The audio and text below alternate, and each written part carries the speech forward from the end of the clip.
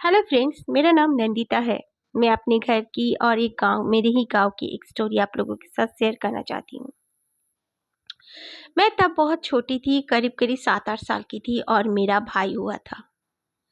मेरा भाई को मेरी मम्मी नहला धुला कर एक धूप धूप आएगा उसके बॉडी में, इसलिए उसको मम्मी ने एक बेड में सुला रखा था और मम्मी सामने ही कुछ काम कर रही थी, अपना कुछ सिलाई कर रही थी।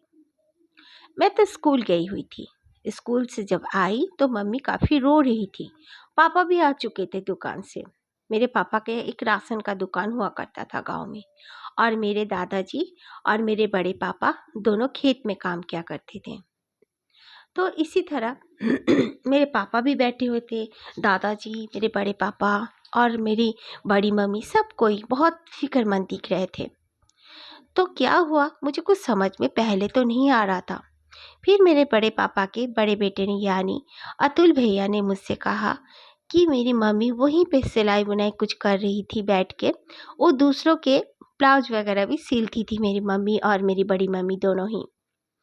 तो एक औरत आई। औरत आकर मेरी मम्मी को कहने लगी कि ये तेरा बच्चा है। मम्मी ने कहा हाँ। तो उसने कहा मैं इसे गोद में उठा लूँ। मम्मी ने कहा क्यों? क्योंकि वो औरत को कभी भी मम्मी ने गांव में नहीं देखा था, जबकि मम्मी 10 साल से इस गांव में शादी होकर आई थी। मम्मी थोड़ा सा डर गई और अपना काम छोड़कर उसके सामने आके खड़ी हुई और बोलने लगी, क्यों, क्या हुआ? आप ऐसे मत बोलो, ये बहुत छोटा बच्चा है और आप जाओ यहाँ से। मम्मी का इतना कहना ही था कि वो औरत का आंखें जैसे एकदम बदल गईं और मम्मी को देखकर वो अजीब तरह से हंसी और वहां से अचानक से जैसे गायब हो गई। मम्मी काफ़ी डर गई और जल्दी से भाई को उठाया और घर के अंदर आई। लेकिन तब से मेरे भाई का शरीर एकदम गर्म हो गया, तापने लगा। मम्मी दौड़ते हुए हॉस्पिटल ले गई। मेरी बड़ी मम्मी भी साथ में गई। बड़ी मम्मी अंदर खाना पका रही थी और मेरी दादी भी। दोनों जाकर डॉक्टर को दिखाया। डॉक्टर ने उसका कुछ ऐसे ही ट्रीटमेंट किया, फिर मेडिसिन दे के घर भेज दिए। लेकिन उसका बुखार उतरने का नाम ही नहीं ले रहा था। इसीलिए फिर दादाजी, पापा, सब कोई घर आ चुके थे। सब कोई उसे शहर ले जाने के लिए तैयारी कर रहे थे और मेरी मम्मी का घर भी सामने ही था, यानी कि हमारे नाना का घर। सॉरी, मेरे नाना का घर हमारे गांव से करीब करीब 1.5 घंटे की दूरी पे ही होता था। नाना और मामा भी दोनों बाइक में करके हमारे घर आ चुके थे। वो लोग बोले, चिंता मत करो, चलो पहले उस बाबा के पास थोड़ा सा बच्चे को दिखा देते हैं, उसके बाद जाकर डॉक्टर के पास ले जाना, कोई बात नहीं। ये कहकर जल्दी से मेरे दादाजी ने अपना गाड़ी निकाला और फिर सब मिलके उस बाबा जी के पास चले गए। मैं भी गई। बाबा जी का जो जगह था, हम लोग करीब करीब 2 घंटे के बाद वहाँ पर पहुँचे। बहुत ही शांत, सुंदर, और वहाँ पर क्या ही कहूँ, बहुत प्रॉब्लम में हम लोग गए थे, लेकिन वहाँ पर जाते ही जैसे सबका मन ठीक हो गया। मम्मी भी रोना बंद कर चुकी थी। वहाँ पे काफ़ी पीकॉक्स घूम रहे थे और बहुत सुंदर एकदम लहलहाती खेत, और फिर सामने से एक नदी बह जा रही थी। बहुत अच्छा वहाँ का व्यू था। फिर वहाँ के एक आदमी ने हमें बुलाया अपने हाथों के इशारों से। हम उनके ओर चले गए। फिर उन्होंने कहा कि रुको, बाबा जब बुलाएंगे तब अंदर चले जाना। वहाँ पर कोई आदमी तो नहीं था और वो बाबा जी जो थे, एक छोटी सी झोपड़ी में ही बैठे हुए थे। फिर उन्होंने कुछ कहा होगा। फिर मुझे, मेरी मम्मी को, मेरे पापा को और भाई को जाने के लिए अंदर कहा। बाकी सब बाहर बैठे रहे। हम लोग अंदर गए। बाबा जी ने पानी छिड़का। पानी छिड़कते ही जैसे लगा, मुझे भी लगा जैसे किसी ने बर्फ का, यानी कि बर्फ फेंका हो मेरे ऊपर में। मैं मुझे भी गर्म फील हो रहा था। फिर वो बाबा जी बोले कि कोई बात नहीं, मैं ठीक कर दूंगा। ये कहकर मेरे भाई को अपने गोद में ले लिया और कुछ झाड़ फूक करने लगे। 1-1.5 घंटे के बाद मेरा भाई बिल्कुल नॉर्मल दिखने लगा।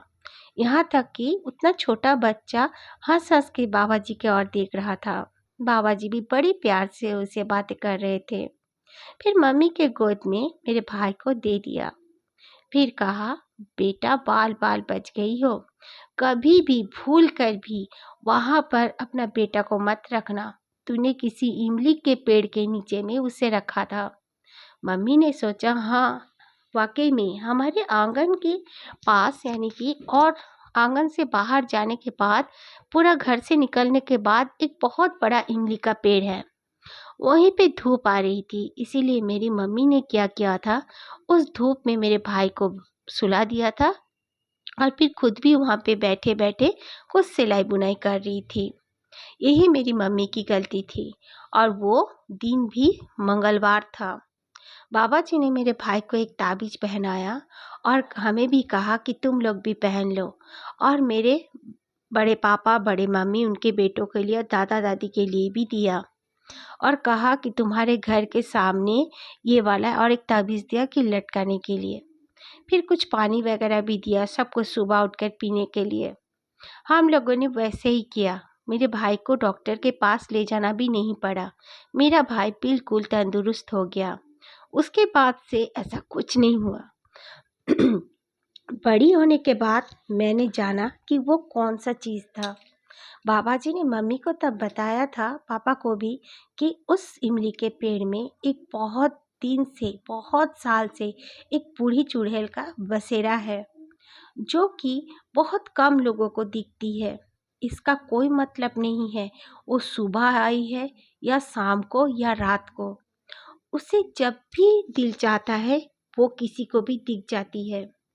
जिसको भी दिखती है या जिसके पास भी वो आती है, उनका मनोबल बिल्कुल हल्का हो जाता है। वो क्या करेंगे कुछ समझ नहीं पाते हैं। इसीलिए उन्होंने कहा कि जो इमली का पेड़ है उसमें भी उन्होंने कुछ लाल धागे दिए थे मेरे मम्मी को बांधने के लिए, और मेरी मम्मी ने उसे बांध दिया था। लेकिन मम्मी कहती है उसके बाद से कोई रात के वक्त काफ़ी रोने का आवाज़ आता था, जैसे कोई औरत बहुत ही दुख भरी रोना रो रही है। ये बहुत दिन चलता रहा। मम्मी को अच्छा नहीं लग रहा था। मम्मी ने पापा से कहा। पापा ने कहा मुझे भी आवाज़ आती है। घर में सबको वो आवाज़ आती थी।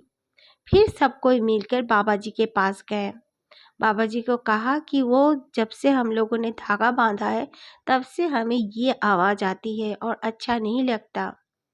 रात होते ही जब कोई हम लोग सोने जाते हैं, करीब करीब 8:30-9 बजे, तब हम लोग सो जाते, तब भी ये आवाज़ आने लगते हैं। डर के मारे हम बाहर भी निकल नहीं पाते। तो बाबा जी ने कहा कोई बात नहीं, मैं तुम लोग के वहाँ आकर कुछ करता हूँ। फिर बाबा जी आए। आने के बाद उस इमली के पेड़ के पास शाम को खड़े होकर कुछ कुछ बोलने लगे। ऐसा लग रहा था बाबा जी जैसे किसी के साथ बात कर रहे हैं, लेकिन हमें दूसरी आवाज़ कुछ भी सुनाई नहीं पड़ रही थी। फिर बाबा जी वहाँ का मिट्टी उठाते हैं, उठाकर वो जो दूर फेंक देते हैं, और फेंक के कहते हैं अब तुम्हें ये सब आवाज़ नहीं आएगी। वो यहाँ से बिल्कुल दूर चली गई है, उसे अच्छा जगह मिल गया है, उसे मुक्ति मिल गई है, और दोबारा कभी ना वो दिखेगी, ना आएगी, और ना ही उसका कोई आवाज़ आएगा। वाकई में उसके बाद से हमें कोई आवाज़ नहीं आई और ना ही हमें कोई परेशानी हुई। ये स्टोरी बिल्कुल हकीकत है, कोई मानो या ना मानो, बट मेरे घर में, मेरे गांव के घर में इस तरह का घटना हमारे साथ घट चुकी थी।